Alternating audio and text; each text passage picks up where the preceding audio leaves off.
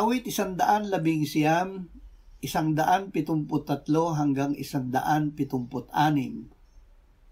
Maging handa nawa ang iyong kamay na tulungan ako, sapagkat aking pinili ang mga alituntunin mo.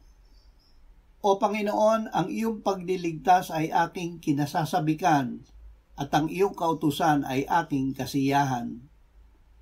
Hayaan mo akong mabuhay upang ako'y makapagpuri sa iyo, at tulungan nawa ako ng mga batas mo. Ako'y naligaw na parang tupang nawala. Hanapin mo ang iyong lingkod, sapagkat hindi ko kinalilimutan ang iyong mga utos. Para sa mga tupang nawala, inyong hanapin ang Panginoon habang siya'y matatagpuan. Tumawag kayo sa kanya habang siya'y malapit.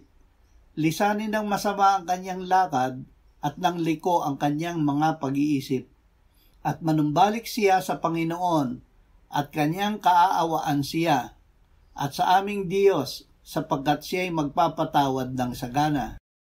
Hindi ang pastol, kundi ang tupa ang posibleng mawala, at posibleng makabalik ang nawalang tupa sa Panginoon. Ang Panginoon ay hindi humihiwalay sa atin at lagi nating matatagpuan.